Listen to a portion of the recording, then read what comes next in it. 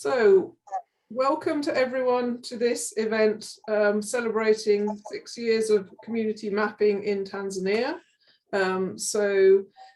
As many of you already know, Crowd2Map is a volunteer program that's been putting rural Tanzania on the map for the last 6 years. And here is a picture of some of the youth mappers from IRDP Dodoma. I hope Shabani is here. So, as many of you know, much of rural Tanzania is really poorly mapped, particularly in Google, as you can see here, but also even in OpenStreetMap. So we've been working with FGM activists like Rhobi Samwelly in Mara district, and you can see this, how Google shows Mugumu is like this. We've done a lot of mapping in this area, so there's a huge amount more detail in OpenStreetMap because of the last 6 years of mapping. So, and many of people here from Open Map for Development Tanzania, Ramani Huria and Msilikale, who's going to be talking shortly, have done a lot of mapping in Dar es Salaam, particularly around flood resilience. But in rural Tanzania, there are still a lot of issues. So in this area here, there were 10,000 people living, but it doesn't show that on OpenStreetMap. So for the last 6 years, we've been doing this. We have over 16,000 online volunteers from all around the world who are mapping using satellite images. So anyone with an internet connection can get involved and help. And over that time, we've added over 5.3 million buildings and nearly 300,000 kilometers of roads, as you can see here. So anyone can do this. Usually we're using the humanitarian OpenStreetMap platform, which I'll have shared the link in, which takes an area where we want to map and divides it into little squares so that many people can map at the same time. But also various different community groups, so mapping directly into OpenStreetMap. So they're looking at satellite images like this. And as you can see, here there is a road that was being traced, and here there is a building, and here as well. And these are some more buildings that need to be added. Okay, so that is how people are mapping from satellite images. So you can see this is what it looks like on a satellite image, and this is what it looks like on the ground. So this is an example of a task that we've done in the tasking manager. And you can see, if you want to look at all the tasks, this is the link. So it takes an area and it divides it into little squares. So when you log on, if you click contribute, it will take you to one of these squares and you can map it. That means you can trace the roads and the buildings from the satellite images. And then we've been adding much more details, such as the names of villages, etc. We've also taken open government data, such as clinic locations from the Open Government Data site, and added them into OpenStreetMap. And then from that, we've used that information to add village names when they've been missing. For example, if you have a school that is named Kabanchabancha, and a clinic that's named Kabanchabancha, and a water point named the same, then you can probably conclude that that village there is called Kabanchabancha. And that's the sort of method that we've been doing. So as I mentioned, we have a Slack channel, which is fantastic. It has a huge amount of knowledge and information in there. So if you're interested, please do join. It has some quizzes, some training materials, some badges that you can get, and also people can give you feedback on your mapping attempts. So it's really good if you're interested in mapping. So here are some of the badges that you can get, and we're hoping to develop more of them. But that is all about remote mapping, so mapping from satellite images. But the much more important thing is to get local knowledge added to the map. So this is where Harry's WhatsApp group and so on has been so important. So we've been doing a lot of training for many different Youthmapper and community mapper groups across Tanzania, coordinated by the WhatsApp group, and recorded, as you can see, and also mapping training in person as well when possible, and also training around data collection as well. So I hope that Rhobi or Valerian can talk to this a bit later, but and also I think Neema has also been doing this. So we're using Kobo Toolbox and Open Data Kit to collect data. This is a really fantastic open source tool. It works offline, it's free, and you can set it up to collect any sorts of data on a smartphone. So that can be text, video, GPS points, etc. So here's some examples of some local mapping. There is a water point here that this group has just added. And we've done a lot of training with many different community groups over the last 6 years around mapping using maps.me, which is a free app on a smartphone, which also runs offline, but also training people like the police, because typically the FGM activists will get a phone call in the middle of the night saying girls are going to be cut in this village. And before we started, they didn't have any maps. There's no road signs. There's no street lighting. It was very difficult for them to find girls in time and protect them. So they've set up a network of digital champions in every district, every village in Serengeti and Butiama districts. And also Valerian, who's here, has rolled this out into Tarime district as well. So they've been mapping their communities, but also reporting FGM and gender-based violence using ODK. And I'm hoping Valerian can put some information on this in the chat or speak a little bit later. One of the issues around FGM is that it's the tribe or the clan, which is the subset of a tribe, is very important. And they decide when the FGM cutting seasons will be. So we've produced this map showing where the predominant clan is in Serengeti district. And Valerian, it would be great to do this in Tarime as well at some point.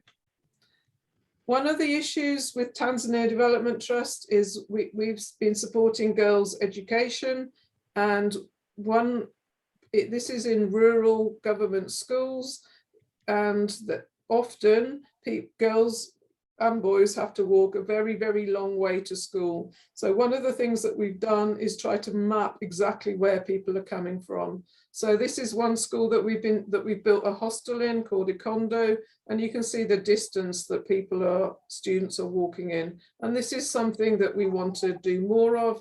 And if you're interested in helping, please get in touch. So just recently, in the last couple of months, we're really pleased to have an internship program. So congratulations to all of our interns, as you can see here. And I think quite a few of them are here now. So please do introduce yourselves in the chat and put a bit more information, and hopefully you can talk a little bit later if you want to. Also, we've been working really closely with Youthmapper chapters in Tanzania, of which there are now 16. So we've been instrumental in helping set up some of those. And I'm really glad that Raya is going to be speaking very soon. And Eric, who's a new Youthmapper Ambassador, is also here. And we're helping to organize some training for all of the Youthmapper groups, like an online event for all of them to share good practice and so on very shortly. So we're working really closely with Open Map for Development Tanzania. I'm really glad that quite a few of them are here today, and they'll be speaking later. And they have implemented, in collaboration with the Humanitarian OpenStreetMap East Africa Hub, which Monica, the director, is going to speak shortly. They've set up these microgrant projects, and we're really pleased that we've been involved with many of these groups and helped train them. So, and Neema from Agri Thamani was going to speak very soon about her project around nutrition. So I mentioned about digital champions. So we've been producing maps many times. This, in fact, always this was the first map that people had seen of their community. So we did online maps, but we also did paper maps, and so that they could be put up in the village office. And here you can see a group deciding what things still needed to be added to the group, to the map. So should be 6 years of mapping. Better maps, we estimate, Rhobi estimates, that have helped over 3,000 girls find safe houses and avoid being cut. And if you're interested in getting involved with Crowd2Map, there's many, many things that you could help with. We're an entirely volunteer-run project. We're always looking for help, particularly with mapping, with validating if you're an experienced mapper, creating forms in ODK, helping with new mappers, delivering training, etc., etc. So if you're interested in any of that, then please do get in touch, and please join us. So that's my contact details. I'll put it in the chat as well. And thank you very much. So Neema, are you there? Okay, I think she's having issues. So I think we'll move on to Ben and Raya then. Okay, thank you. And we'll come to Neema next if she's traveling, so she's having some issues. Okay. Okay. Thank you. Thank you, Janet. Let me start by introducing myself. My name is Ben Roberts, and I am with Liquid Intelligent Technologies, formerly known as Liquid Telecom. But I'm Chief Technology and Innovation Officer for the group. But I'm also I live in Kenya. I'm based in Kenya, and there I've overseen some of our East African operations, and we do have two companies in Tanzania. We have Raha Liquid Telecom, which is in mainland Tanzania. We have Zanlink, which is the largest ISP in Zanzibar. So I'm actually a director of both of those companies. We're joined here today as well by our CEO from Tanzania, Mr. Denny Maranduri, who's a very long name, but maybe Denny, you can say hello if you can turn your camera on. Are you there, Denny? Yes, I am. Hello, everyone. How are you? Thank you, Ben, for the introduction. Thanks. So Denny's looking after our operations in Tanzania, so I hope glad he can join us. Thanks for coming. So today, you know, I really wanted to sort of tell a few stories really about actually how mapping and you know, these types of things actually has impact in terms of actual delivery. And we at Liquid Intelligent Technologies, we've built over the last about 10 years really. We've done most of the building, but we've built the largest fiber optic network across the continent of Africa. We've built about 100,000 kilometers of fiber, some of the largest data centers in the continent of Africa. And we have operations in about 13 countries. We employ about 2,500 people, as well as you know, many tens of thousands more people have been employed on the projects that we have built. So in Tanzania, we have good ISP operations on Zanzibar, Dar es Salaam, Arusha, Dodoma, and a few other towns around in Tanzania. But we also have border-to-border connectivity. We come in from cable landings into Dar es Salaam, and then we have fiber. We use the government fiber to connect up to Namanga, where we connect into Kenya, and we use government fiber as well to connect down to Zanzibar, to Zambia, and also to Burundi and to Rwanda. So Tanzania is very much a hub of connectivity within our Pan-African network. But I wanted to talk about mapping, and having built all this infrastructure, as I say, we started about 10 years ago, and we were able to build out most of our main city-to-city routes using roads and railways, which very well mapped, and they've obviously got main roads, national routes were very clearly mapped. But as we started to build out to homes and businesses, we started to find there that the mapping side of it in some of the countries where we were developing was, it's really quite undeveloped, and we've had to do a lot of survey work on the ground ourselves to work out, where to put the fiber in certain districts. But also, that's just mapping of the roads and the infrastructure. We need to do that in planning to build any fiber. But we also need to know, where are the customers? And that is, we want to connect people with fiber. We want to connect schools and banks and universities and as we go along, and these become our customers. We didn't have a lot of information about, where the customers were. And still, things are catching up. But now, 10 years later, we have a wealth more information. But I joke about this quite a lot. But when we first started building fiber to the home in Zimbabwe, we didn't really have any data about where would be the prosperous areas. We wanted to connect. Fiber to the home is quite expensive, and we wanted to make sure that we could connect areas where people could afford it.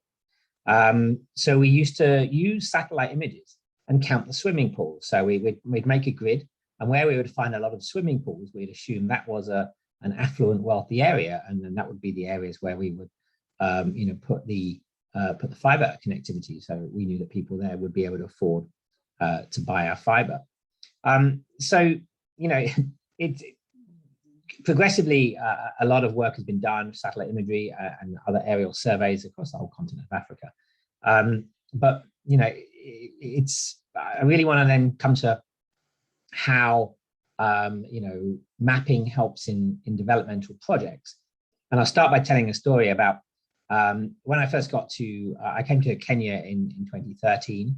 And shortly after that, I really wanted to, find out about how to connect schools in Kenya to internet. I started asking around. I asked people who worked in the Ministry of Education. I asked, a few people in the Ministry of ICT, and nobody seemed to know. Our own people, our own mapping engineers, planning engineers didn't have this data. There wasn't a reliable source of data. And it started really with, I went to lunch with a former minister, a former principal secretary who was in the Department of ICT.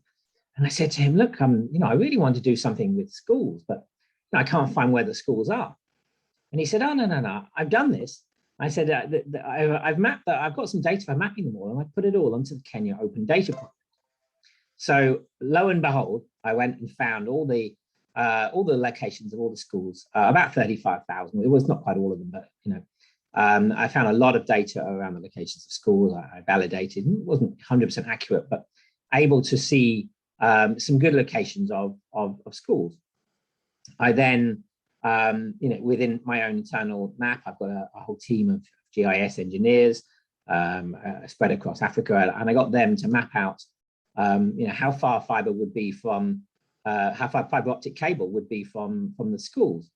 I presented this piece of work. I presented it at a conference in Uganda. It was an East African communications office, so that's called IACO, and they had a conference in Uganda to talk about mapping, and I presented this. This is in 2015. I presented this. So evidence that I'd shown from the mapping, I had mapped out that 10,000 schools at that time were less than 5 kilometers from a fiber optic cable in Kenya. This is 2015.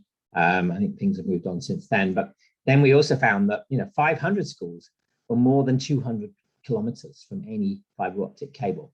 So it's clear that we have some schools that are easy to connect, and we have some schools that are very difficult to connect. And if a school is 200 kilometers from a fiber, that school may never see a fiber optic cable in our lifetime. It really could be a case that infrastructure may never reach that particular location. So I presented this. The conference ended. There was a lot of discussion. I've got a few more minutes. I need to speed up. But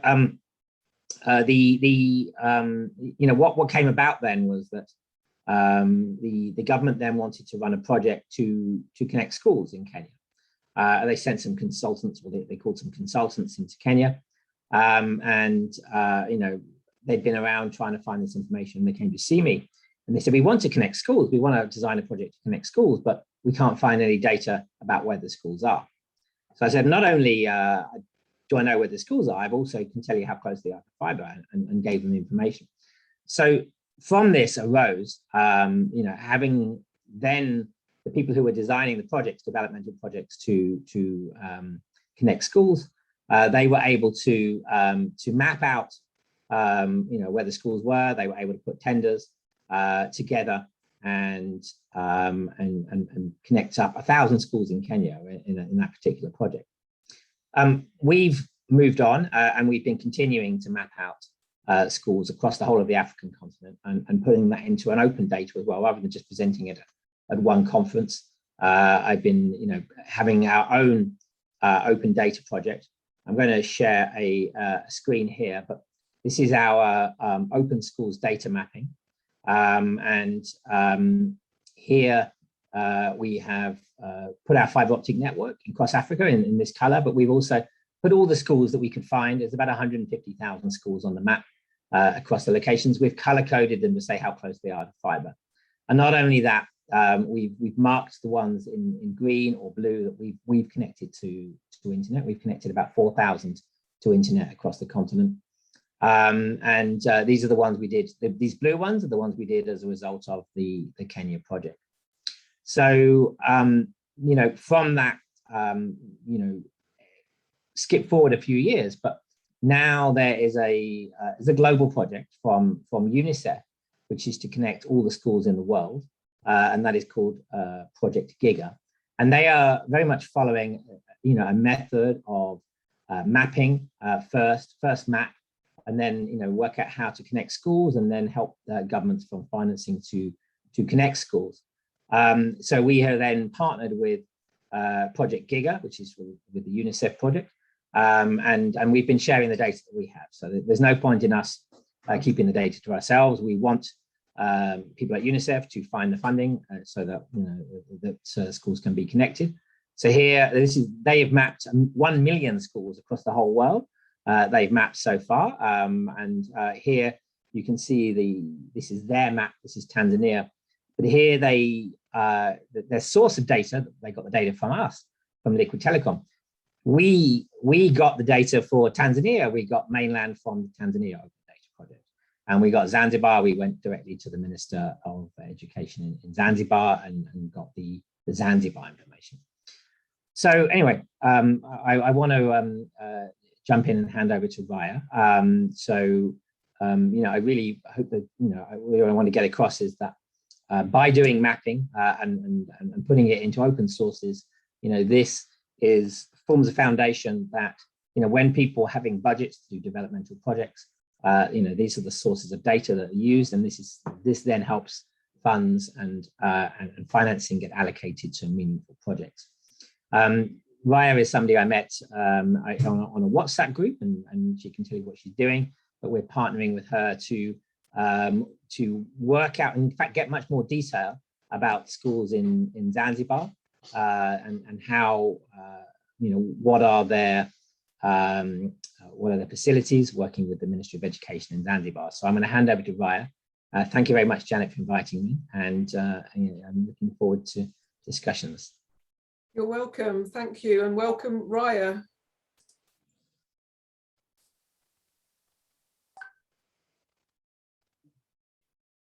Raya, can you unmute yourself?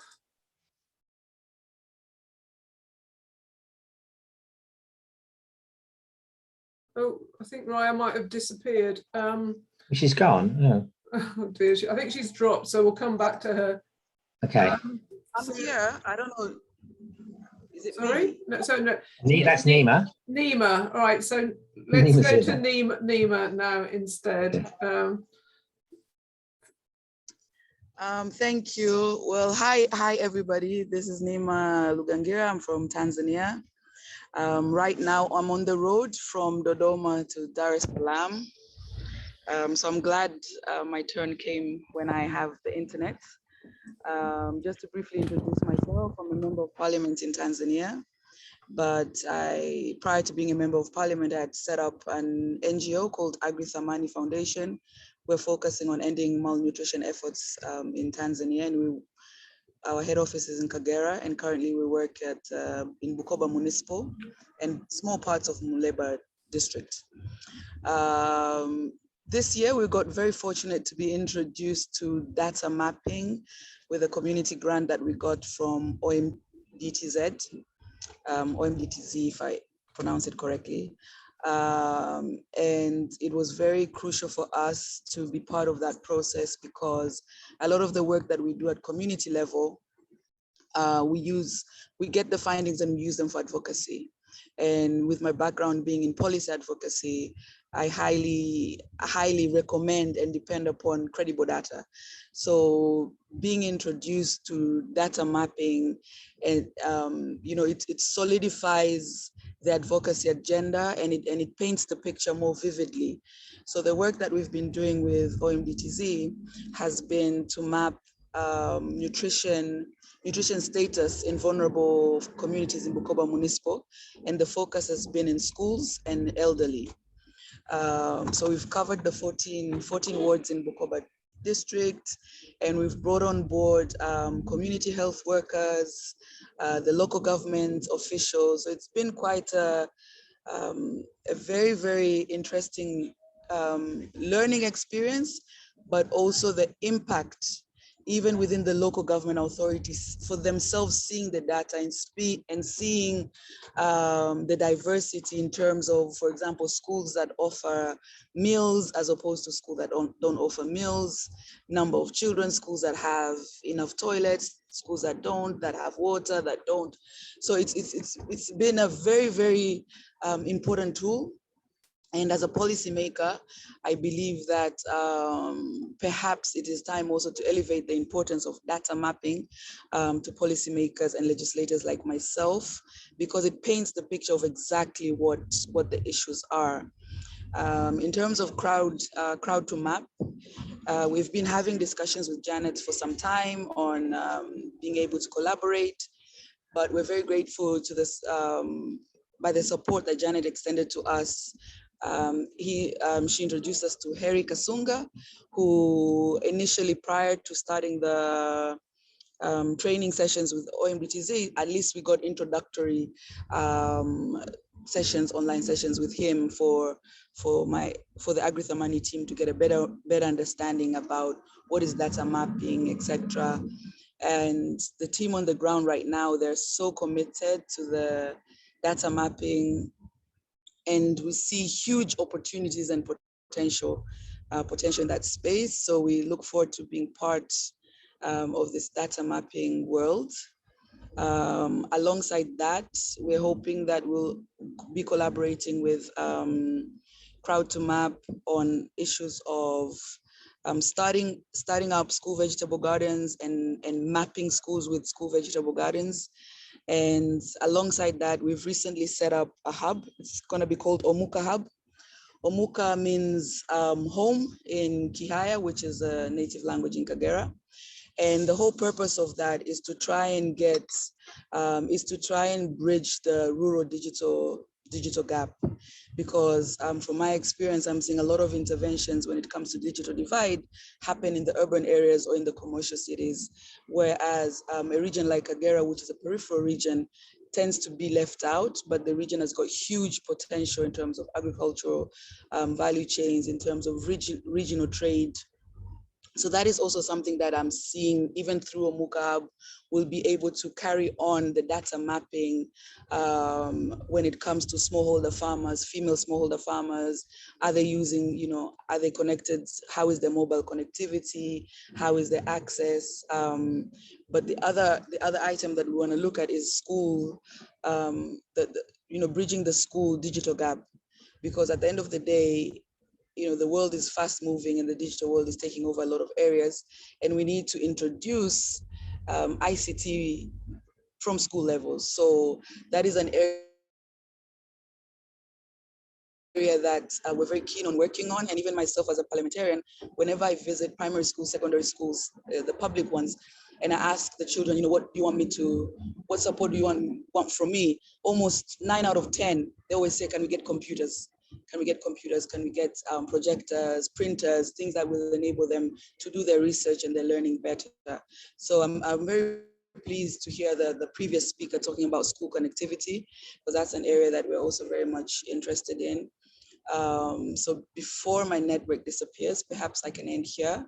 If I get another opportunity later on, I can share some more. But sincere gratitude to OMDTZ for their support.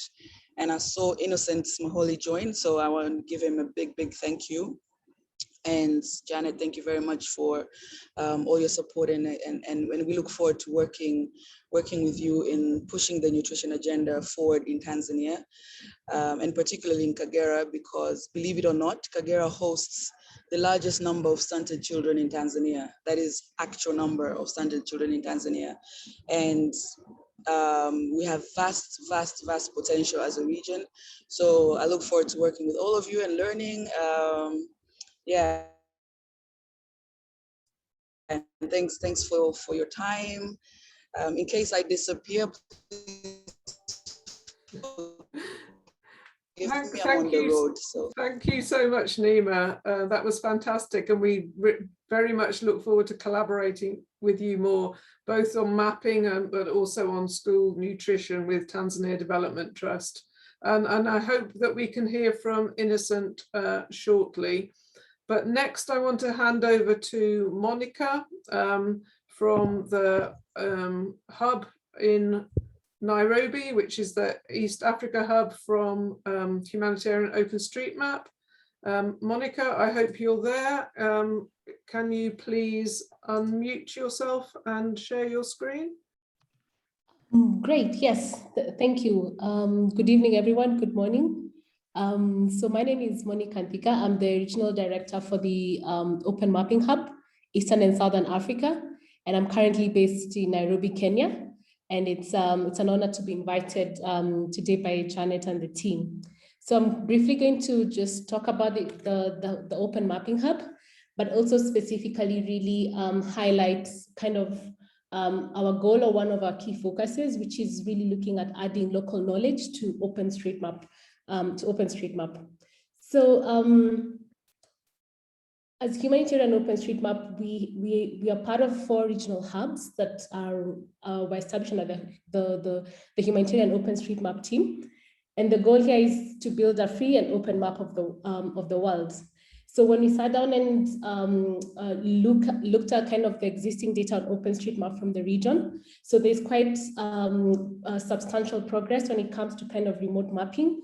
But where we have a lot of gaps that then hinder kind of the data usage or any kind of policy decisions is when it comes to what we call adding local knowledge to the maps. So going a step further beyond kind of the buildings, going a step further beyond the road networks into kind of the other details such as, village names when it comes to kind of facilities such as schools, water points, bridges.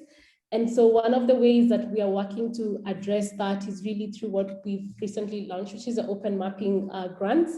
So we've put out a call for 3 categories of grants. And each of those categories is really looking to support community growth, to support advancing open data quality, to support any kind of partnerships through mapping. And I'm going to share a link just shortly through the link.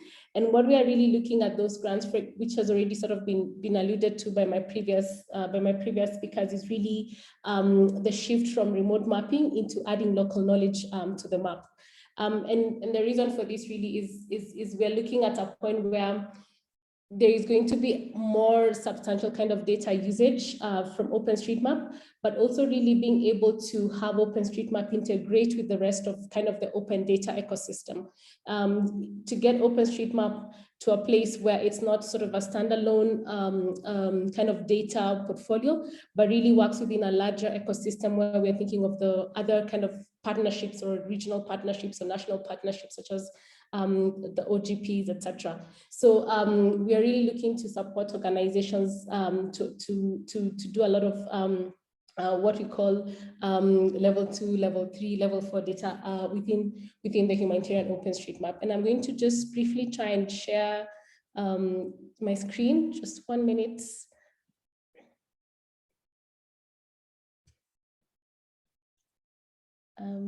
Just give me 1 minute, okay.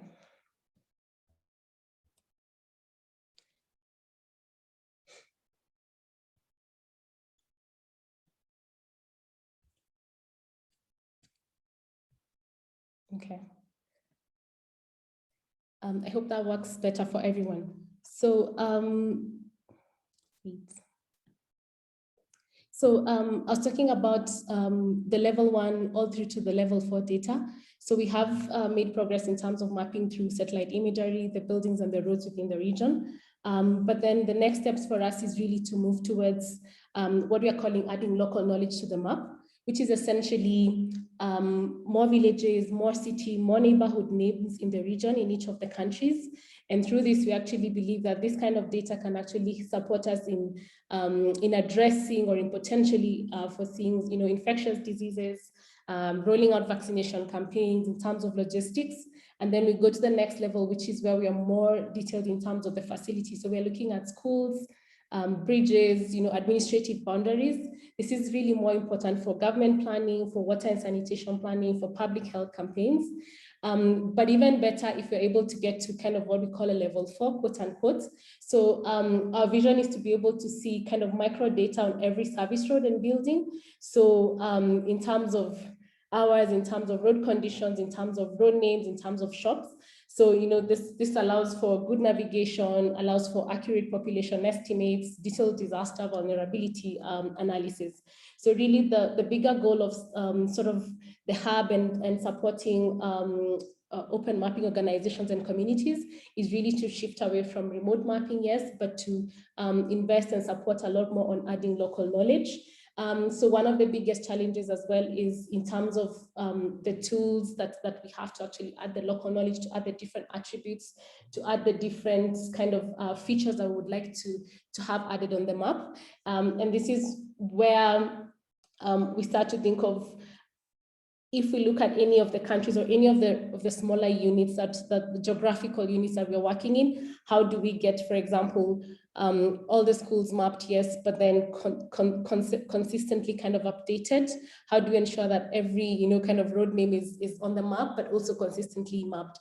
So this means that sort of focusing on, yes, the individual OSM contributors and volunteers, but also trying to shift our focus into kind of the ordinary individual, kind of ordinary citizens. So how do we then open up the space so that a general citizen, a general individual who's walking alongside our roads, whether it's in Dar es Salaam, it's in Nairobi, they're actually able to add a point onto OpenStreetMap. So those, and for that, we're looking at what kind of technological solutions can then we bring on board.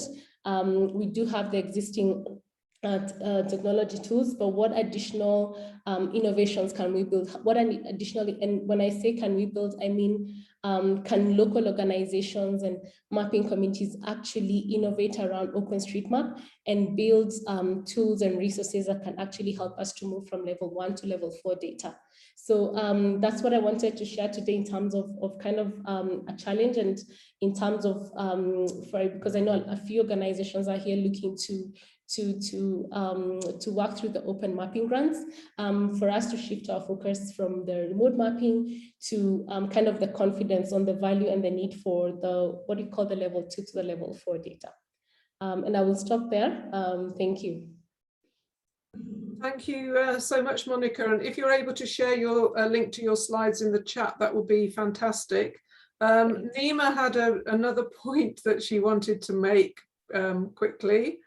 Yes, thank you, Janet. What I quickly wanted to say is, I have to admit, as a policymaker, as a legislator, prior to ourselves as Agri Thamani being involved in data mapping following the OMDTZ grant, I had never been exposed to or even approached by people who are doing data mapping to use that data to inform my policy advocacy.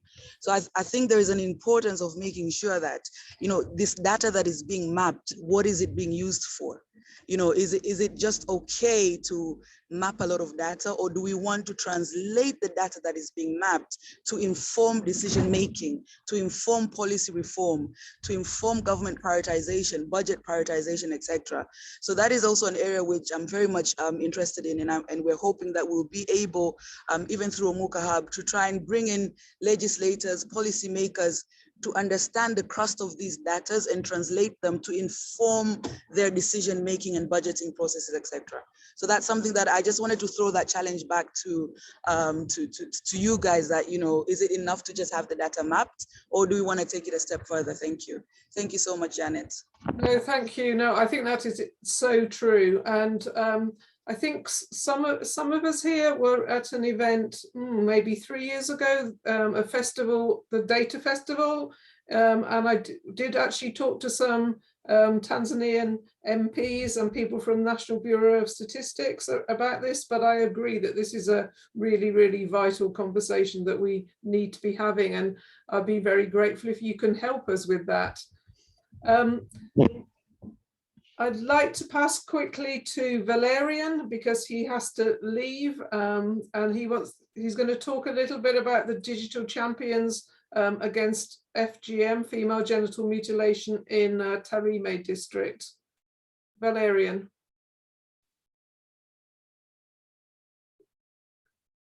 Can you unmute, Valerian?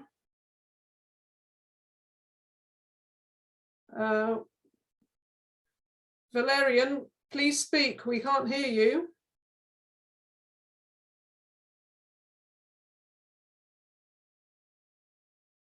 Okay, I think Valerian may have a problem with his audio microphone. So I'm going to pass to Johannes, who's going to talk about the maize mill mapping project, which is happening. Oh, Valerian, can you speak now? Valerian? We can't hear you. Right, sorry, Valerian, please type something in the chat instead, or if not, I can put something based on what you told me earlier. Johannes, can you share your screen and talk us through the maize mill project? Okay, thank you very much. My name is Johannes Petro from OMDTZ, OpenStreetMap Development Tanzania. OMDTZ is focusing on the geospatial data collection to support data-driven decision at different national levels. Sometimes help to develop stakeholders to make the issue of formal decisions. So currently, we are working on my side. I'm working on a project called Tanzania maize mapping, where we are mapping maize machines entire country. based Tanzania mainland, as well as Tanzania, as well as Zanzibar. Sorry, Johannes, are you sharing? Do you want to share your screen? Okay, let me share.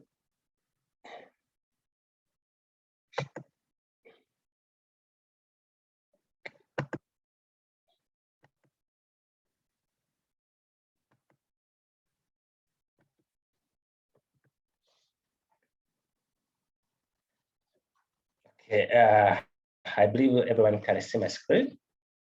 Yes.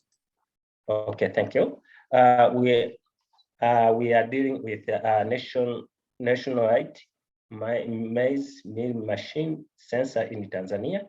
We started this project from August, and now we are wrap up in December. So in order to achieve a sustainable goals for issue of zero hunger as well as health plus nutrition, OMDTZ collaborate with the World Food Program to seek the information about the maize. The information is required in this project was based on the location of the maize, operational packaging of the product, community made, and as well as the issue of production capacity of the machines, as well as the main plant. Also, other relevant contact information that it should help government as well as decision making to reach out to those mirrors. We currently are doing this project, and we did a methodology whereby the methodology was based in 3 categories: pre-fed, and during data collection, as well as post-fed.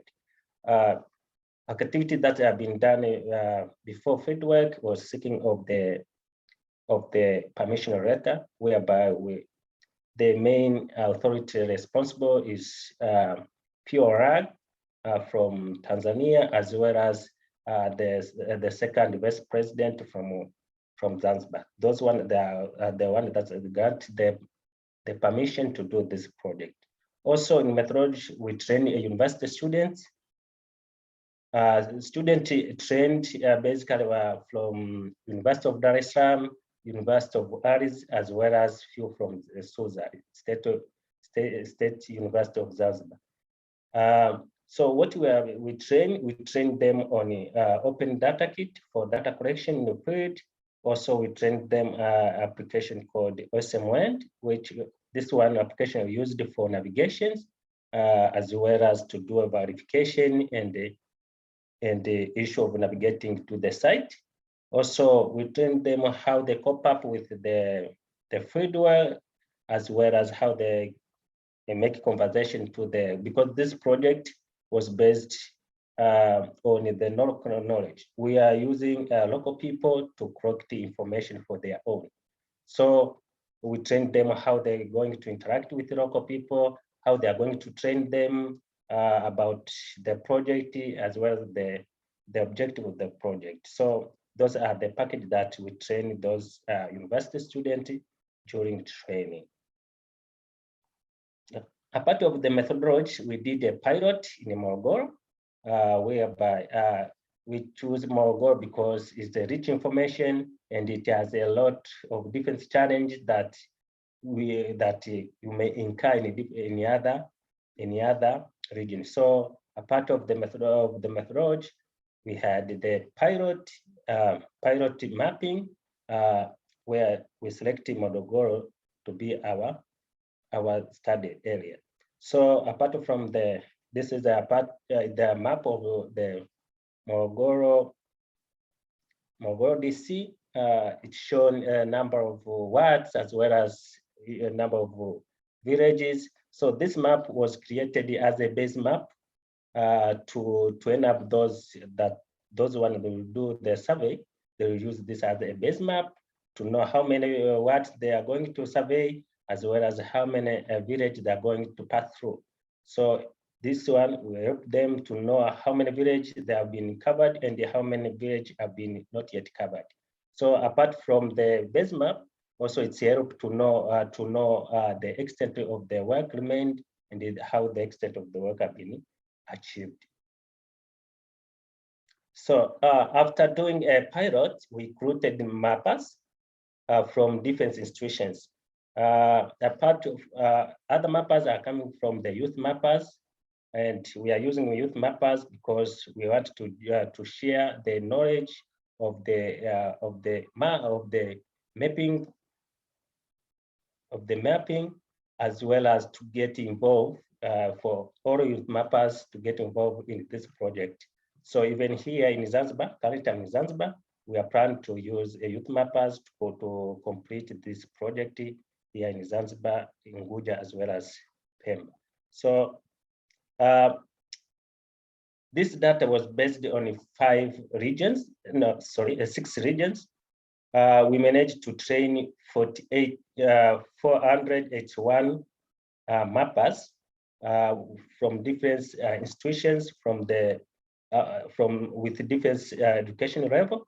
We had the college, more than other level. Also, we had a primary education level in this project. So we try to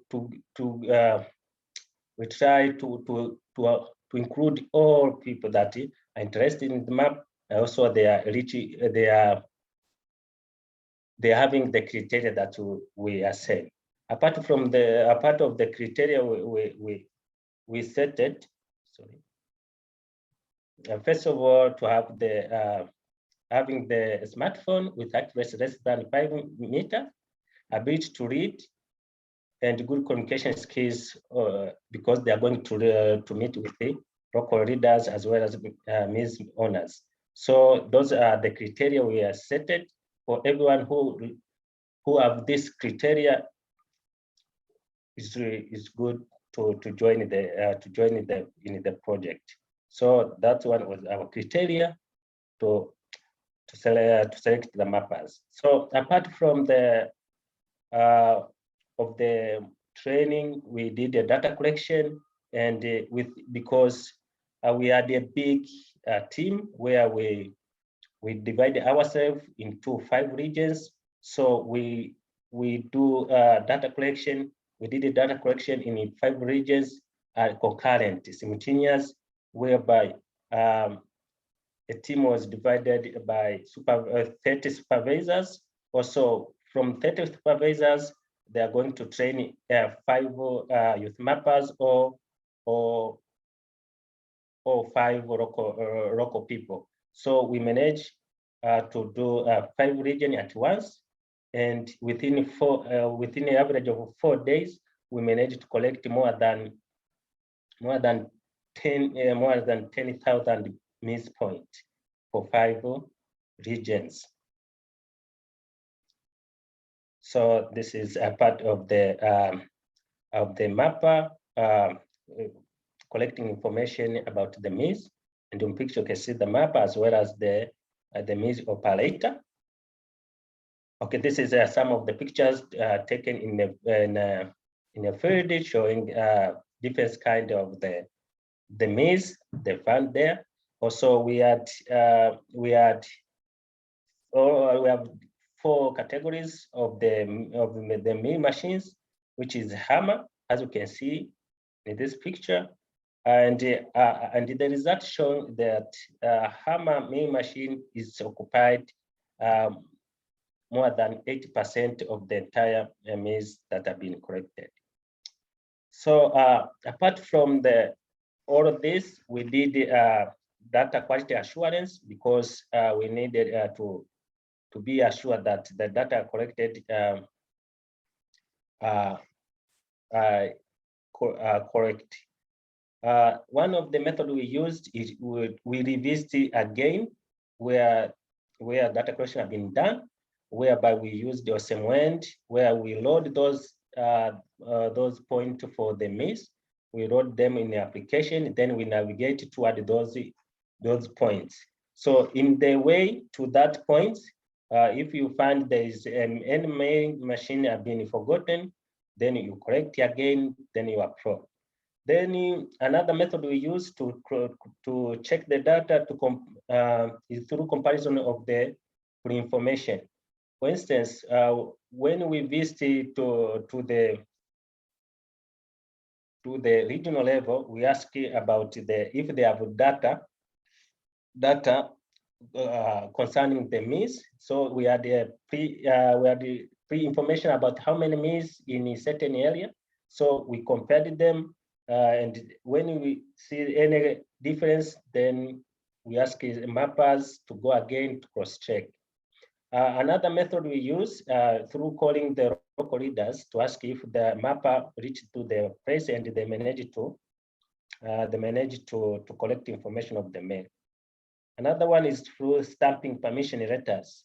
So we ask the mappers, they should reach to the office and stamp the letter, then they go to the field to collect the information with the local leaders. So apart from those one, we stated the accuracy of the GPS through the form whereby we limit that the GPS should collect less than 5 meters. So the mapper have to wait until it reaches 5 meters. Other things we did in a form through skipping questions and other important function that used in the form, so as to make sure someone to collect information required without skipping it. Okay. So this is a map showing we have 2 points of verification. So when you find out that the relation between verification point as well as the number of machines is too low, we ask the mapper to go again to collect at least. If you collect the number of machines is more than like 500 in a district, so you need to collect at least 200 for verification points. So this is a part of the map that used by mappers to go again to collect the information, correct how to do a verification of the project. So the end product, as well as the purpose of this project, is to develop like assessment on how to combat how to reach the development goals on zero hunger, as well as to improve nutrition in the country. So thank you. Any questions? Thank you very much, Johannes. And if people have questions, please type them in the chat. So I'd like to welcome Msilikale from Resilience Academy, who's going to talk about their work now. Hi, everybody. Thanks for being here. As I've been introduced, my name is Msilikale Msilanga. I am project manager of the Resilience Academy. Now I'm based in Finland, but I'm also working at the World Bank in Tanzania. I will now share my screen.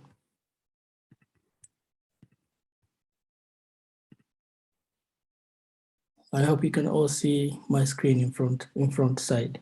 Yes, thank you. Okay, so yeah, Resilience Academy is built out of the issues that have been happening in Tanzania in general, and it's also built out of the Ramani Huria project, if maybe most of you knows about it. But Resilience Academy has been built out of the issues that have been happening. For example, the data not being available, the local community are not being involved. Therefore, the project was to involve the community more. The issue of skill development, this is also like a main point that we are now working on the Resilience Academy, where how do we transfer the skills to the young people so that they are able, if they know the issues and solutions now, they are able to work on these issues when they have jobs. So the skills that they get now, it will be very useful in the future. Therefore, having these open source tools that everybody is doing, or these different projects is trying to achieve, the trainings that have been done, therefore trying to help these young people to be able to be aware of the tools so that they know. Therefore, it's a way to make things that have been developed, or projects that have been developed in Tanzania in general, or in Africa, are sustained. They can stay because local people knows how to work out on these issues. So Resilience Academy is a cooperation of universities in Tanzania. And currently we have 5 universities work locally in Tanzania, but we're cooperating with other universities in Netherlands and also in Finland. But these universities, they are working the same level to try to learn and understand what things and texts and knowledges that have been developed currently, and find a way to be able to reflect on how the teaching is being done within the universities. At the Resilience Academy, working on 5 main components at the moment. 4 main components. So one component is to try to learn all this data that have been collected through community mapping, and also using open source tool like ODK and OMK. How do we use the data? How the data can be actually being analyzed and then be used in different ways? I think it's a very good potential to have all this data that have been collected. Therefore, through the university, therefore this data could somehow been used for training, or can be used for research, or can be used for doing different analysis, so that there is a possibility to analyze and be able to use, as Neema Lugangira was presenting. So it would be nice to see how this can be taken forward as a discussion, in order that this data that have been collected now could somehow help both to provide training to the universities, but also decision making. We're also working on the internship program. This has been the main program that we're working on within the university, all the universities, where we train students, again, using these tools. And therefore, the students are able to be exposed to the technology tools, the knowledge, and also being able to work on the actual projects. And this is where, these different projects that have been done with partners in Tanzania, the students have been able to involve. This create a good environment for them to be engaged in actual work. As a student or the young people who is learning, find a way to learn for future work, so for employment opportunities. This is very good way where they are being exposed to different organizations locally, and they're being able to participate in different projects, and they're being able to actually work on the data and that. But that component is actually not only giving the student exposition to the work and knowledge, but it reflects back to the university level. Whereas the university is then learning how this kind of technology and tools and knowledge and experiences that is being done through open source communities is able to be reflected, and being able developing some training materials that can actually reflect into the curriculum, for example, so that therefore the tools and technology and knowledge that's been developed throughout these projects, they are reflected back to developing good curriculum that can help students being able to know this knowledge and tools and technologies while they're at the university, and therefore sustain this training methodology through the channel of universities, and get the young people graduate while they know all these tools. We said, therefore, we are trying to capture some of the tools and technologies and experiences from different projects. Therefore, we develop training materials that are therefore trained to the university staff and also university students through different programs. And as I said, not only the students are getting these skills, but the university staff are also, it's very crucial for them to also experience on how these open source tools are being able to be used for collecting data, how OpenStreetMap is being used. How do you analyze OpenStreetMap data, for example, and all this kind of training material have been developed so that the staff could also experience and therefore transfer this through the university channels. And we have been also working on the research component. This is where we get different students to, through the knowledge that they've been learning with open source tools and OpenStreetMap, with availability of OpenStreetMap data now. For example, Dar es Salaam have been mapped a lot. Then how do they, use that experience into developing their own researches that can actually, address a challenge. And so these are the main component that Resilience Academy is trying to work out through learning from different projects. And I'm still learning also the projects that have been presented here now. But how do we capture those experiences? How do we capture those knowledges and skills, and then develop something that can help the program or the projects, but at the same time, it help locally it reflect locally to the staff and who are able to also learn, but also try to understand how these tools are working so that they can be reflected into the curriculum and therefore sustain the programs through the university channel. My other slides is just to try to go through each individual component, as I said.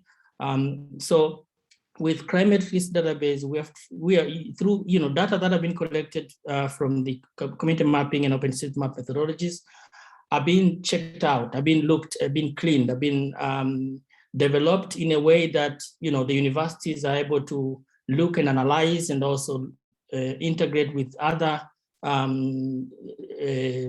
analysis, but also trainings.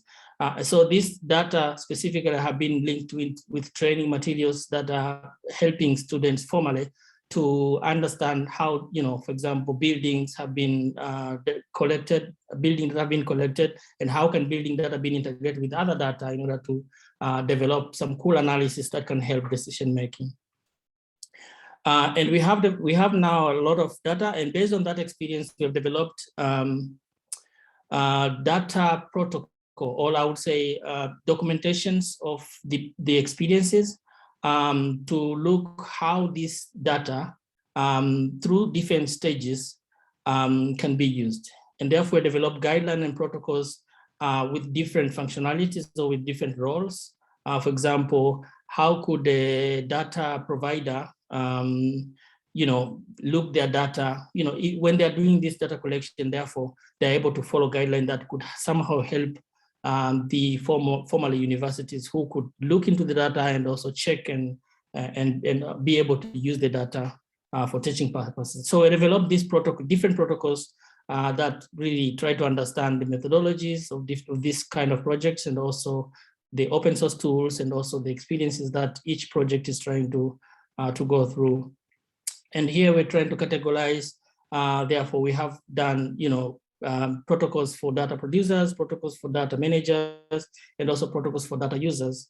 How would they need, for example, a data user, if they need to access or to assess their data that they have in order that data could be really useful, then what are the procedures, what are the step-by-step they need to follow so that they're able to assess their data that can be used. Or the data providers, what procedures could they use in order to collect a good data, as a guideline to analyze, collect data, and also make the data that can be used. And for the module, as I said, we're doing this training to staff and also to students. And the training material being developed based on the experiences that Resilience Academy is getting. We use open source tools, therefore, to learn all these tools, and therefore try to develop materials that can be integrated or used with the university network in Tanzania. So several trainings have been done to the university staff, and also through the industrial training program, this training have been done to the university students. And therefore, this knowledge is being transferred every year. And through that, we're doing a visualization challenge to students, under the university level, where students have been able to participate into using the data that have been collected from OpenStreetMap and also community mapping methodologies, so that they can look, what are the challenges that we have, and how can we use a visualization as a tool to visualize all these kind of challenges, whether it's flooding or it's solid waste, or all the challenges that are happening in urban could therefore be looked up. But that's not important. The important is that the students have been able to be engaged into actually looking at the challenges that urban are faced by urban, and they're able to use the data that have been collected and to visualize the data. So that experience is very important to the young students who are participating. We have another visualization challenge that is about to be launched to the university student this year as well. And as I say, the industrial training, I think here it's very important to mention that we're working with partners. We're working with partners who have projects. In this case, if you have projects, we're learning, through the project that is being conducted, then students are being engaged and they've been learning, the tools and the way that this project has been done. And that is, trying to feed up into what they're learning, and also feed up to the university, because after the training, then they're being able to present to the university about what they've been doing. But also, if we develop the training material from the industrial training program, we then develop a staff program or staff training materials that are kind of channeling that to train staff, so that they also understand this kind of new methodology and tools that's been used through different projects, and they're able to look how do they really use those other methodologies to the university. And in the past, we've been working with organizations like OMDTZ and Spatial Collective in Zanzibar throughout with the work that they're doing, so that we can learn the tools that are being used, the training that have been done, and that is kind of developed so that they're able to be presented to the university level. This is one of the examples for last year that we did the industrial training program, where the 50 students mapped different features in Zanzibar, and this map were presented as an output after the mapping activity.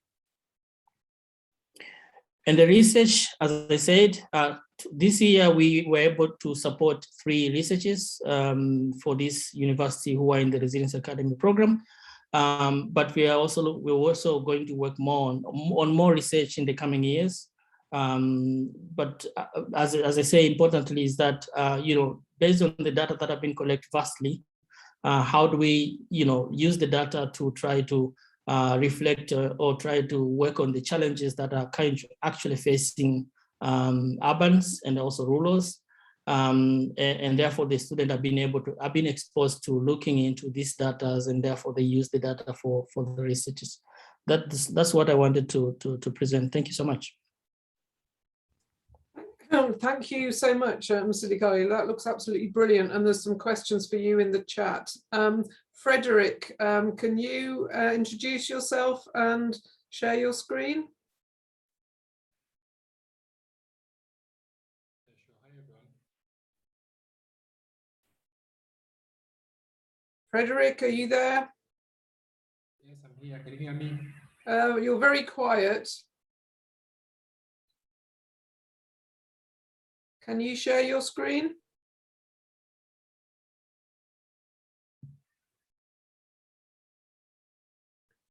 No, can you hear me? Yes, yes, we can. Thank you. Okay, awesome. Yes, and you can see the screen, I hope. Yes. Okay, awesome. So my name is Frederick Apina, and I'm currently working at the project which is being implemented by the Ministry of Information, Communication and Information Technology in Tanzania, and the project National Physical Addressing, in short form NaPA.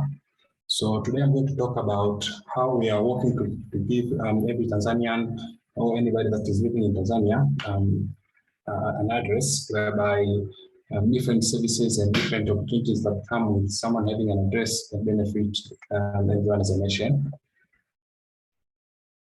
So, in brief, I'll start by explaining what NaPA is. So NaPA is the project which basically is being implemented by the government under the Ministry of Information, Communication and Information Technology. And the main aim of this project is being able to provide everyone with an access to an address, because we don't understand the value of having an address. So we are all aware that with addresses, addresses help us to find people and places, but also they help people and things to find us. So they play a key part in things like e-commerce, whereby there is moving of different products from the seller to owner and vice versa. But also having addresses helps us in securing official documents. And there are things like there are scenarios like, for example, when opening a bank account, then the bank would want to know what's your physical location. but also there are services like the ones that have been provided by the postal, whereby, for example, there's they're doing things like delivery of products and delivery of mails and to different addresses. But also another advantage that people having addresses is that there's easy access to emergency services. So meaning by if everyone has an address, then it should be easy. For example, in case of there's a fire outbreak, then it's easier to explain to for example, the fire emergency service that this is my address and maybe my house is burning, then maybe some help. Which having an address is easier compared to now. Maybe there are many cases, there are many areas in Tanzania where the addressing system is not a proper address, so it becomes a problem explaining or getting an emergency service to your location. So how we're doing this is we've started the project by first preparing the physical infrastructure, and basically when it comes to physical addresses, the lowest point to start with is on the roads. So basically what is being done first is to identify all the roads in Tanzania and giving them names, because every building that is present on land depends on the road that is present when it comes to the system of physical addressing. So we start by giving the names to different roads, and then after that we go to giving the house numbers to different buildings that are present in the country.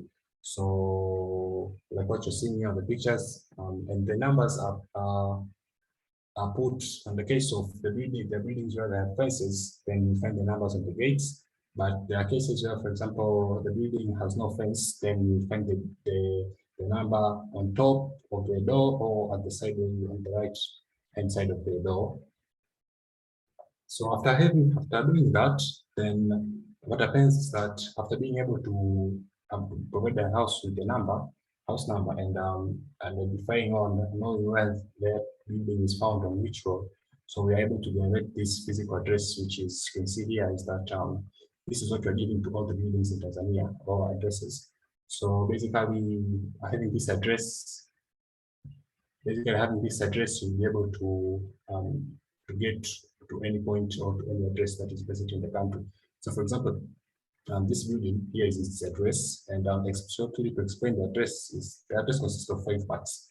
So the first part is here, for example, this case here, this number 2, whereby that is the house number. And the second part of the address is this part, which identifies the road name. So for example, for this case, this is Nthiga. And the third part of an address, the physical address format, there is this part here, which is the 5-digit number, which basically this consists of the postcode, and the postcode this identify all the words or each specific word that is present in the country. And the fourth part of this physical address is the name of the word that this address is found. For example, for this address, in this case, this word name is Uhuru.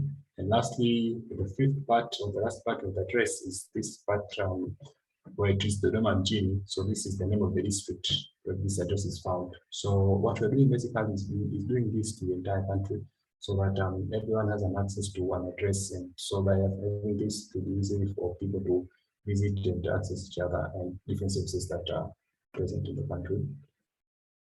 So what has been done so far is this is the project that was started in 2016 for the case of the implementation of providing the physical infrastructures building, but also at the moment we're also working to we started with the physical infrastructure, but at the moment we're also working to digitize these addresses, because we are aware that at the moment with the presence of technology, a lot of things can be better and improved. So one of the things that we'll be doing is digitizing the different physical addresses that are being prepared, so that with that then we can have other different values that we can add to them, because first of all we are able to have the digital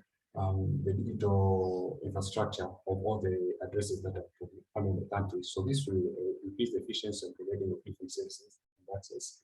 So for the case of at the moment, on the case of digitizing these addresses, is still under development, and at the moment we started the physical building the digital infrastructure this year, and at the moment we have done 2 pilots, whereby the first pilot was done in Mwanza region, and at the district of Yamagana, whereby we collected, whereby we were able to collect around 89 addresses.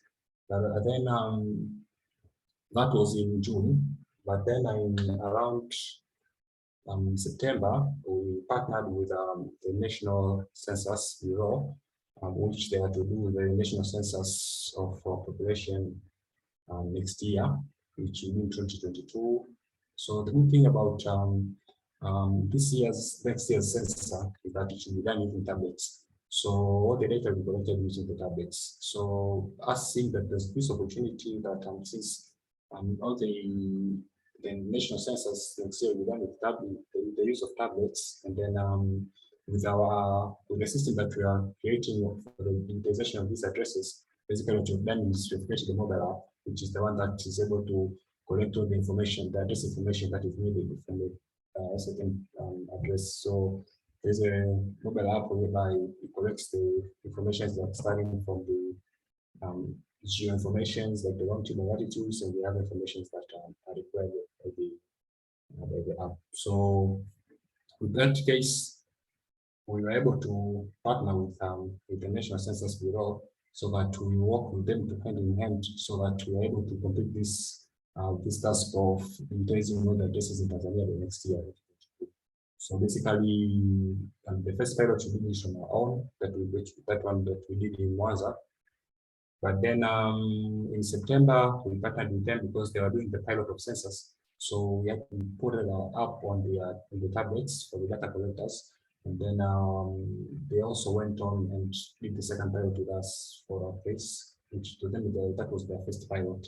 So the data that you're seeing here, this is a collection of the first pilot and the second pilot that we have done. And together with the sensor program, we are able to collect data for the pilot part. We are able to collect data in 16 regions. And the total addresses that were piloted were 109,304 addresses. And then so this is a summary of what we have done so far to understand the challenges. And most of the, as you can see on the map, the pilots are distributed in different areas. So there are some cases that it was done in rural areas, and there are some cases that in other regions it was done in urban areas. So all of this was to understand the challenges and limitations of working, of digitizing the addresses in areas.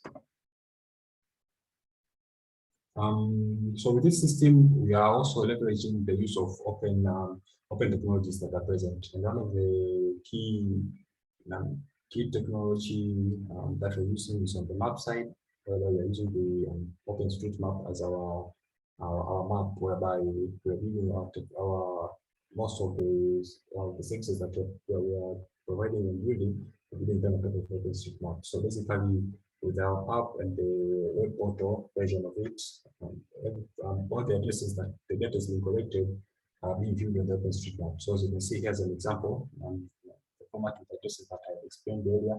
You can see that because we also collect the information of the geo positioning of these addresses, then we're able to put them on the map and to see the exact location. So all of this is done on top of OpenStreetMap. But also another thing that we're leveraging the usage of OpenStreetMap is on the case of getting directions to an address. So at the moment, I think one of the strong advantages or that the potentials that we can get with providing the physical addresses is that, for example, for those who have been to Tanzania, we are all aware that the mostly used app for case of navigating is Google Maps.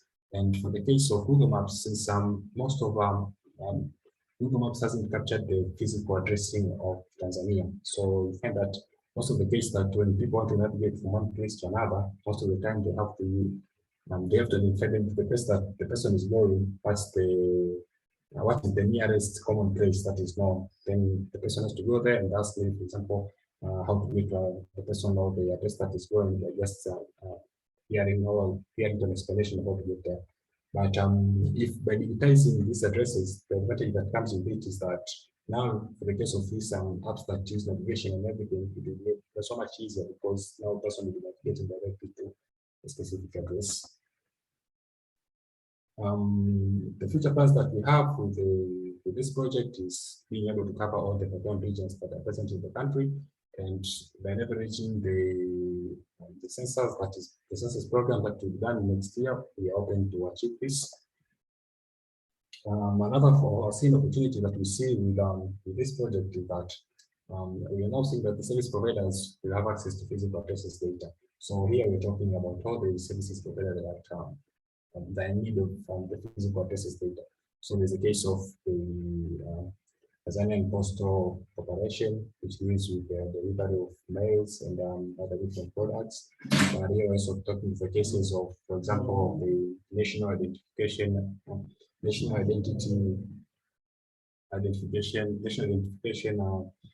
Authority, where it's responsible for identifying all the population of Tanzania people, and the ones that are responsible for providing the national ID cards. So also using this system, they'll be able to identify, they'll be able to link this with the physical address information. So you're seeing there's a vast opportunity for different service providers, being public and also the private sector. So this is another foreseen opportunity that we think with this project that we're working on can have a big impact on the community and the country as a whole. So thank you. That is my brief explanation of the project that has been done, helping out on the national physical address in Tanzania. But I also welcome. We also like to welcome all of you for the case for the ones who have great ideas and think that can help improve this project and can help increase the value of it. We also welcome you all to contact us and share your experience and knowledge. Thank you.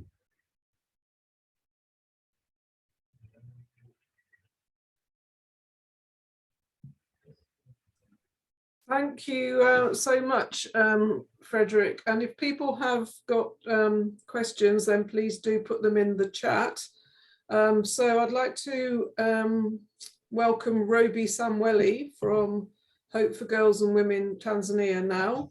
So Rhobi, if you can unmute yourself, and I'll share your presentation from here.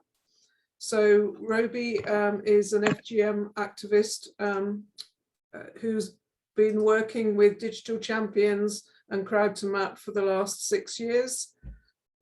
So Rhobi. Hi everyone. Okay, you're quite quiet.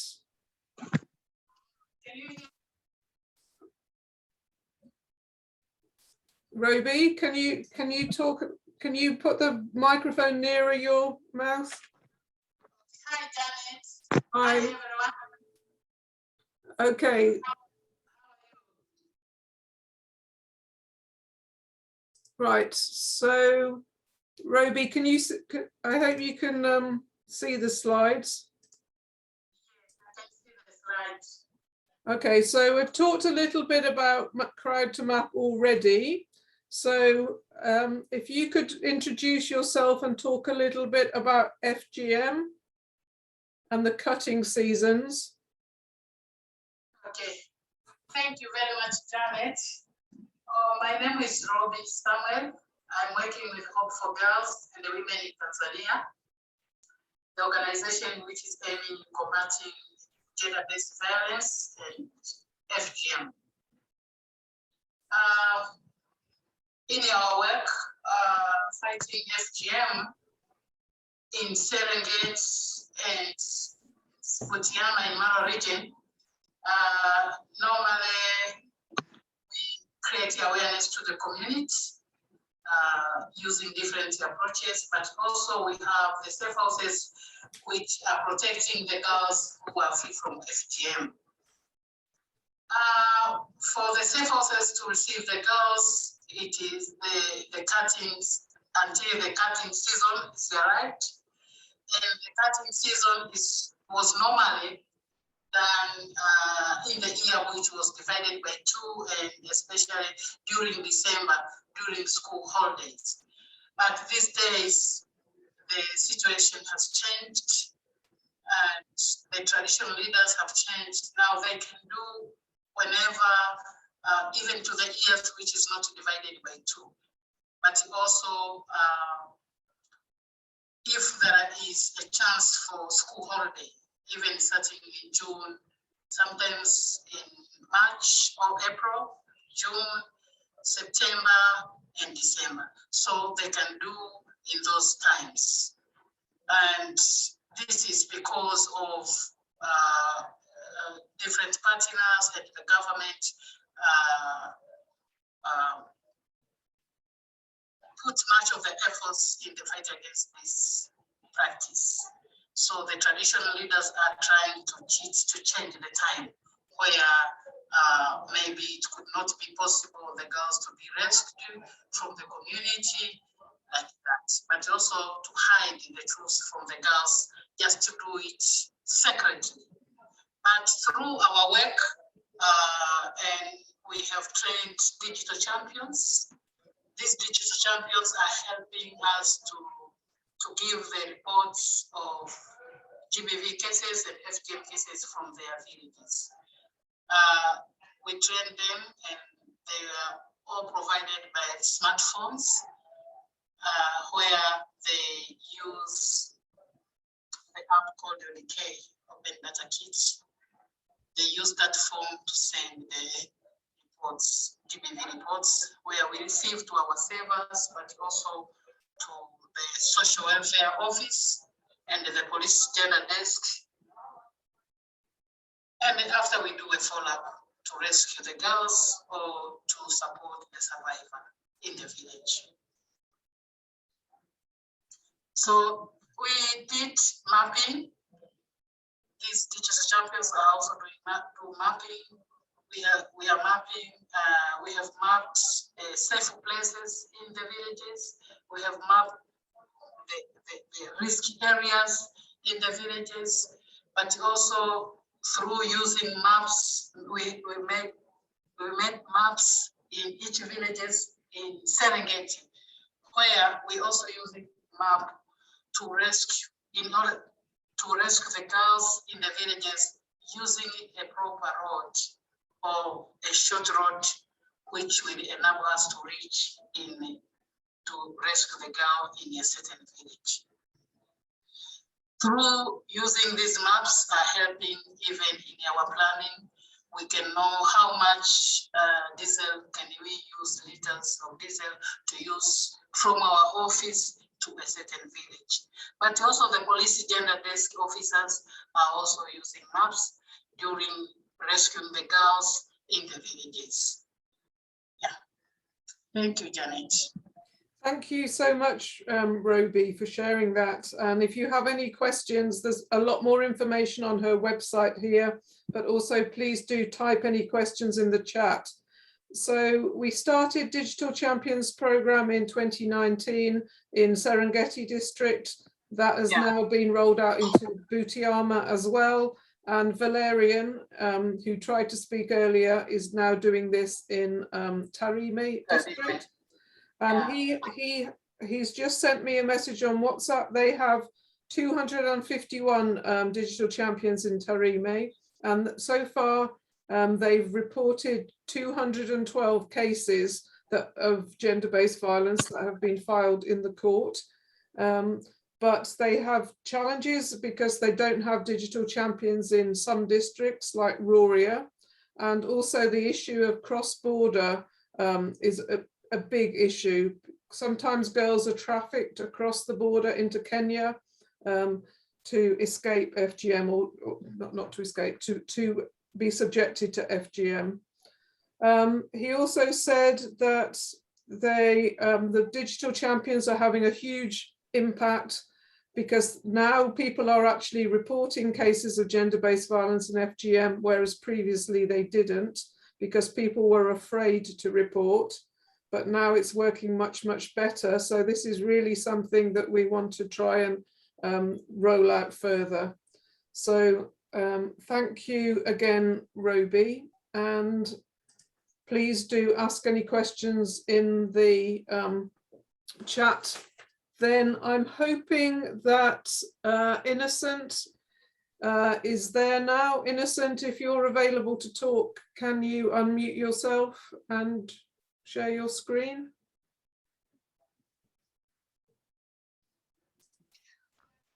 Hello. Hi. Yeah, I hope you can all hear me. Yes. So yeah, first thing first, I'd like to show my gratitude actually for being here. So thank you, Janet and the team, for organizing this meeting webinar and showcasing what you've been doing for 6 years. This is quite an accomplishment, which I think personally I'd love to congratulate Crowd2Map for all the efforts they have done to help rural areas to be on the map, and then help solve local challenges. um, Sorry, I just created a very quick presentation because I was traveling, but I'd love to introduce OMDTZ, as I've heard Johannes has a little bit talked about the work that we're doing. But I just wanted to give an overview introduction to OMDTZ. So let me just share my screen, and I hope you can all see my screen by now. Let me know if you see my screen. Yes, we can. Thank you, Insert, and thank you for that. No problem. Yeah, so to commemorate Crowd2Map's 6th birthday, as I said, I think I wanted to talk about the OMDTZ and the work that we've been doing, but in relationship to the work that we have engaged with other partners as well. So I hope maybe some of you have heard about OMDTZ, but if not, so we are a local registered NGO that is based in Dar es Salaam, Mikocheni, but operating across the country. And we have we have uh, we have a vision, but the idea for us is to promote community mapping projects within the country to help create open data that could be useful for development purposes on the ground, and for the challenges that are from within all different communities. The data could be able to help solve the issue. So we promote community mapping projects by doing them, and also helping others to to conduct the community mapping projects through training. We also focus on generating map awareness generally. So this is when we have, let's say, an active project where an impact is created through engaging with community members and local people that are within the places to make sure that they are aware of the advantages and benefits that could be brought by maps in solving challenges. And as you can read, maybe there's others, but the last one is what moves me, because we are trying to build a network of mappers in Tanzania, where we engage different people through different from direct projects, but also from conducting training and capacity building workshops and activities. So we generally want to make sure that people are somehow engaged and on a different scale, being able to expose to open data itself, open source softwares and stuff like that. So, and I'll give a quick example. I just came from Zanzibar this evening, where we are still engaging with SUSA Youthmappers, and I hope Raya is still around. So we are training currently. We are training Youthmappers in Zanzibar, so that they could be able to collect some tourist attractions within Zanzibar.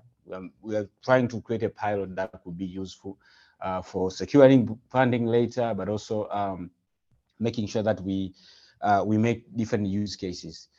So yeah, if I try to summarize what we do, as you can read, so we focus on data collection through community mapping, as I said before, but also training and capacity building. So this is done at different levels, from the level within the project, but also from the level between, within engaging partners, stakeholders, and so forth. People like, staff from government, agencies like Tarura, Tamisemi, and so forth have always been, beneficiaries of the training that we provide.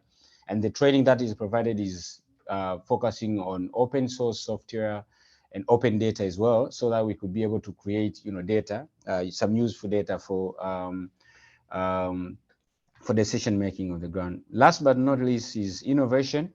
which is a combination of GIS analysis and visualization, and also a little bit of mix between open source technology.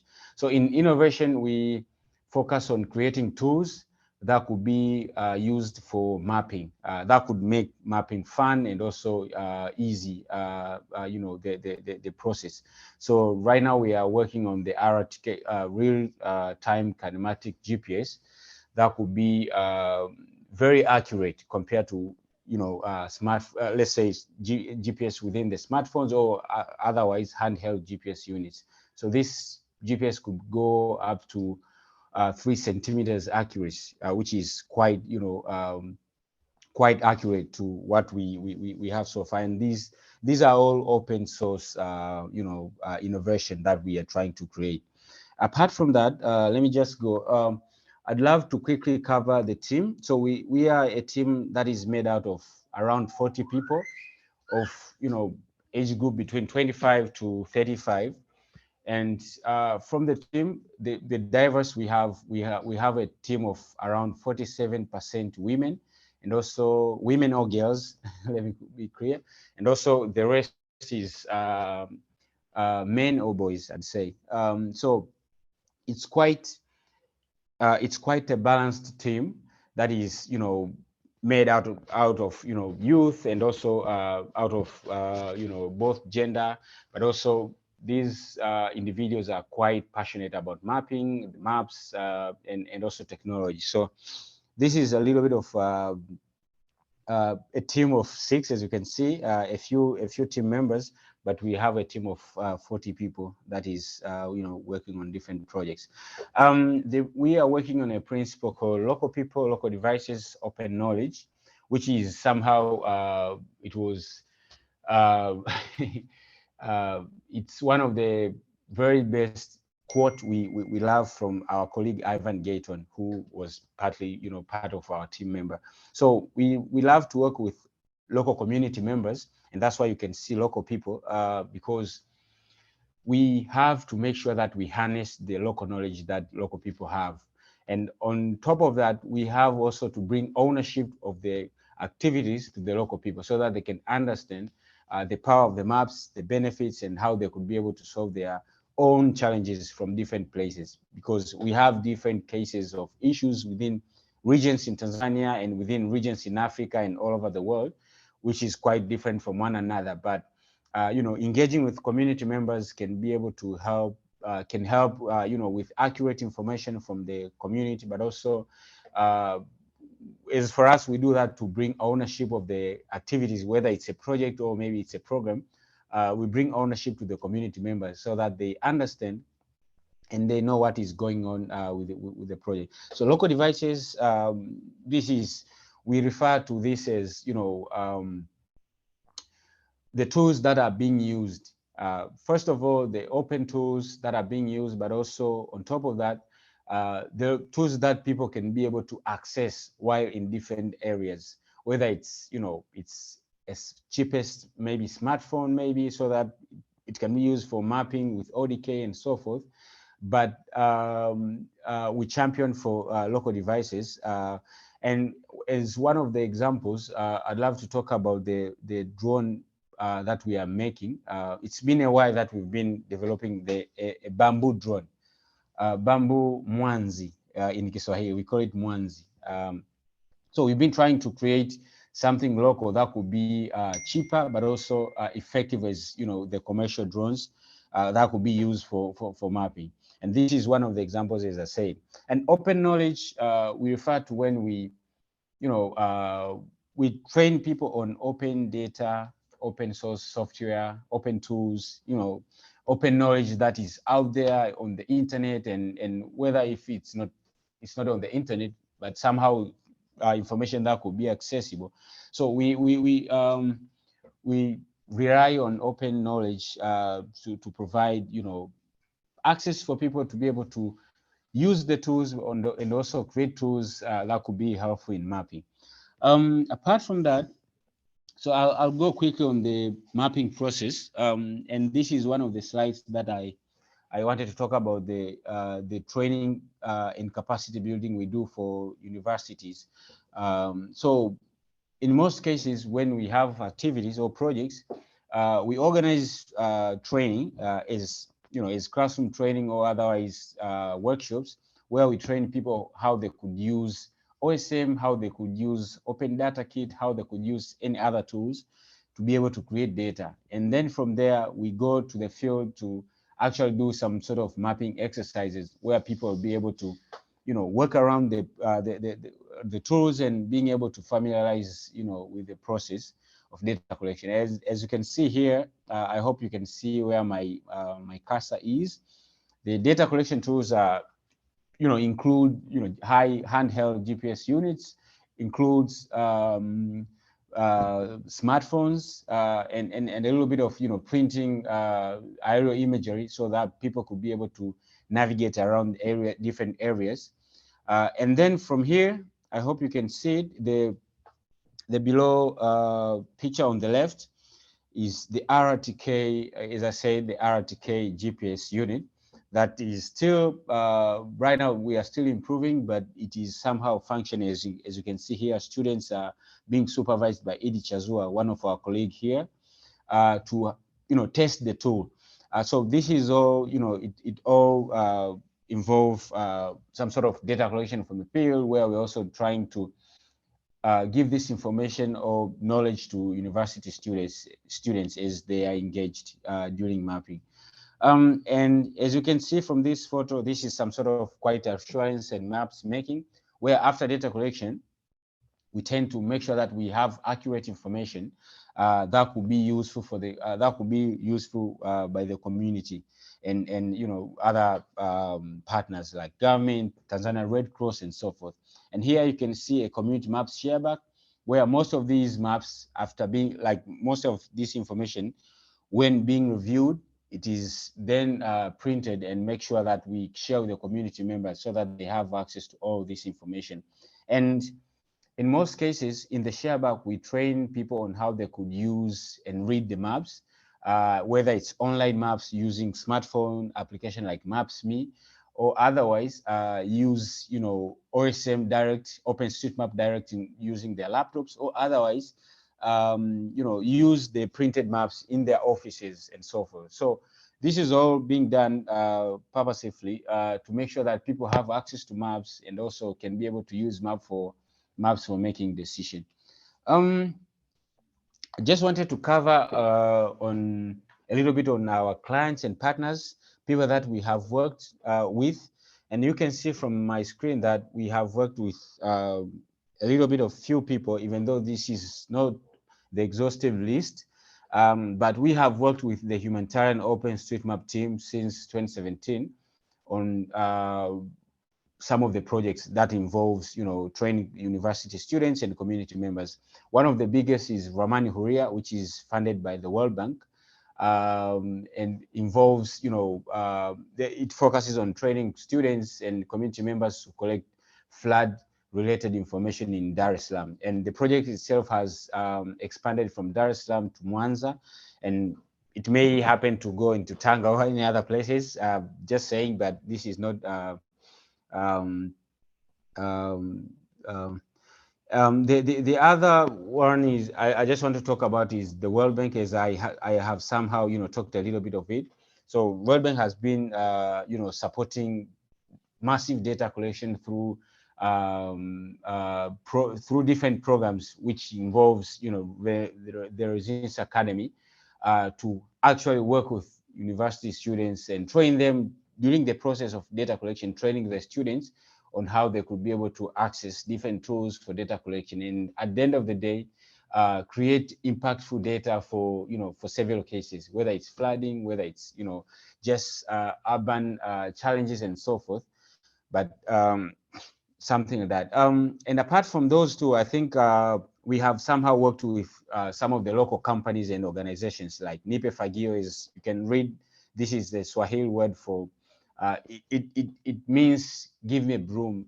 It's one of the NGOs in Dar es Salaam that does that organizes monthly cleanups within different places so that to ensure that the city is clean. So we have worked with Green West Pro. We have worked with NaPA Fagio, and also Greenest Pro, which is also a company that is dealing with trash collection within the city, to make sure that Dar es Salaam is clean, but also not only Dar es Salaam, but also Dodoma, Mwanza, and some few other big cities.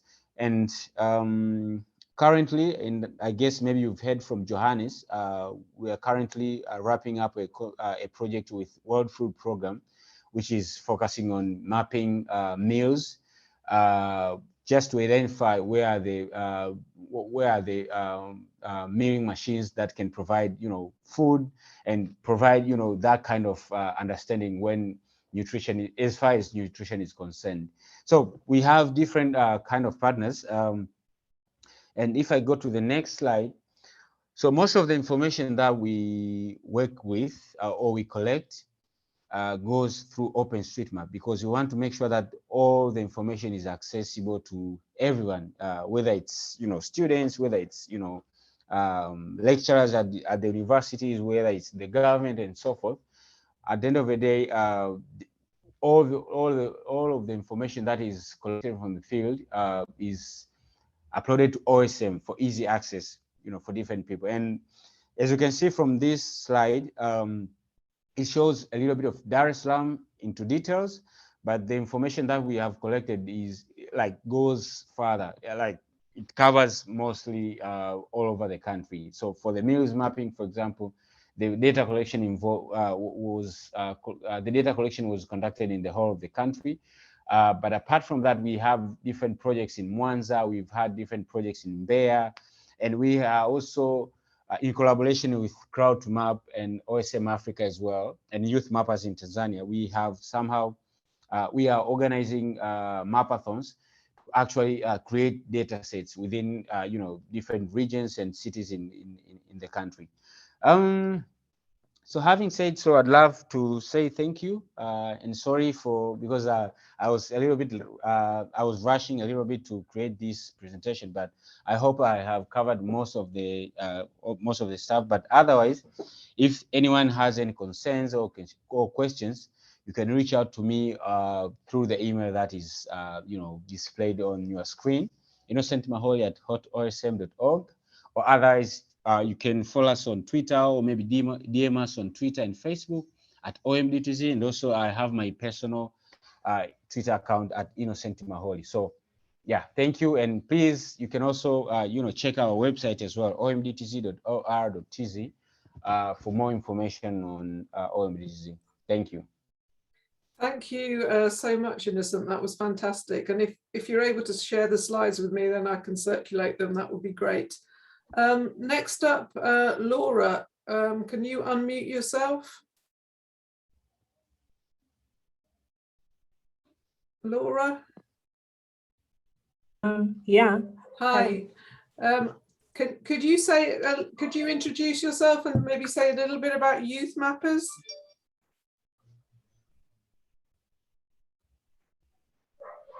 Hi everyone. My name is Laura Mugeha. I am joining in from Nairobi in Kenya.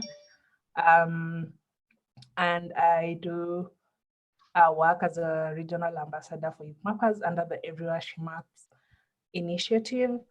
And what Youthmappers basically is that it's a network of university students who are interested in open mapping, sustainable development and leadership. So basically these clubs come in together to organize activities around these themes and also generally support the larger open mapping network. Over the past few years, just starting with 4 chapters in the USA, the network has grown to have more than 260 chapters across the world, with most of these chapters within the African region. And to join the Youthmappers Network, one would just need to go to our website and get more information on that. Additionally, you can also reach out to any of the regional ambassadors, and they would assist in creating a chapter for your university. And in as much as we do a lot to do with open mapping, there are a lot of other opportunities that come along with the network. So like internship opportunities, I think Janet was sharing a bit earlier on an internship program that is currently ongoing with a number of students under the Agri Maps initiatives, at times job opportunities, but also helping students to integrate easily with open mapping communities that exist around the world. Yeah, but yeah, if you have any questions, you can always reach out as well. I can connect you to a regional ambassador or anyone within the Youthmappers network for assistance. Yeah. Thank you so much, Laura. And Laura did a really cool presentation about SDGs and mapping, which I will share in the notes because we're running out of time. So I'm really sorry, Laura. Eric, yeah. So Eric, can you unmute yourself? Yeah, sure. I hope you can hear me, Janet. Yes. Can you introduce yourself? Yeah. Okay, thank you. My name is Eric Tambamnyari, and I'm from Tanzania, currently serving as Youthmappers Regional Ambassadors for 2021-2022. And as a Regional Ambassador, currently I would like to acknowledge Raya, Laula efforts. They have been incredible in creating our network. And Youthmappers is a global community of students, researchers, educators, and scholars that uses public geospatial technologies to highlight and direct, also address development challenges worldwide. So thank you, Janet, for also sharing the link to our website as Youthmappers. And as regional ambassadors, our primary role is to recruit students, students, new university-based chapters, and also revive dormant chapters, and when possible, like support the existing chapters as well. So Laura has just mentioned some of the benefits in there, and actually they vary from individual benefits to also a group or a chapter as well, like participating in field programs. And also one of the most benefit is being to connect with people worldwide while you develop your skills in mapping. Also, like referring to our motto, we don't just build maps, we build mappers. And from Youthmappers Academy or the library there in the website, there are also courses that can sharpen your mapping skills as a Youthmappers. So lastly, I would just like to thank Janet and Crowd2Map. You guys have been doing an incredible work. And if there is any current Youthmapper chapter officer, like on the roll right now, and a university student who wish to have a university chapter, I've put, I'll just also type my information, my contacts in the chat, and I would wish to connect with you all. Thank you, Janet. Thank you very much, Eric, and congratulations on your new role. I want to call on Philbert very briefly because we're already over time. So Philbert, if you can unmute yourself and just introduce what you're doing in Katavi. While he's doing that, I would like to point out that there's a really big conference, State of the Map Africa, coming up. I've put the link in the chat, and there's quite a lot of talks from people in Tanzania, which I've highlighted on a presentation that I've also put in the chat. And I'll circulate all of these links to people who registered shortly. Philbert, are you there? If you can unmute yourself and just say hello quickly if you want to. Otherwise, I have put a link to what you're doing in the chat already. Hello. Hi, go on quickly. Yeah. Yes. Hello, I'm Philbert Chundu, Director for Good Harvest Organization based in Western Tanzania in Katavi. Currently, we are implementing community mapping project for public health and epidemic control. And also we are mapping the small mining in sectors, and also mapping kitchen gardens in households and schools in Mpanda district. And thank you for having this opportunity and being introduced to open source mapping with the Crowd2Map. It has been like 2 years now, and we have implemented a lot, and hoping to continue. Asante sana. Thank you. Thank you very much, Philbert. There's a link in the chat explaining what they've been doing. They've been doing some really amazing work. Okay, well, thank you, everybody who has worked with us over the last 6 years. Thank you to everyone who's presented today. I'm going to stop the recording now.